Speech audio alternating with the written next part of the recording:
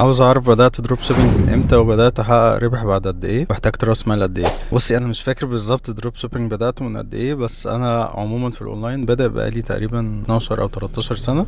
مريت بحاجات كتير قوي او اشتغلت في حاجات كتير. بداية كان سي بي اي ماركتنج وافيليت ماركتنج وليد جنريشن وكوميرس عادي في مصر. بعد كده دروب شيبينج في الخليج، وبعد كده اي كوميرس في الخليج. بعد كده كان اي كوميرس عادي في امريكا واوروبا وكده. كنا بنطلع حاجات من مصر، حاجات فرعونية ومشغولات يعني ذهب وفضة والكلام ده. وبعد كده دروب شيبينج بقى عادي في امريكا اوروبا وكل الدول يعني. وراس المال، بصي انت عشان تبتدي اهم حاجة يبقى عندك بس الشركة، سواء في بريطانيا او امريكا. بريطانيا بتكلف تحت $100، امريكا بتكلف من 300 $350 لحد $500 على حسب كذا اوبشن كده.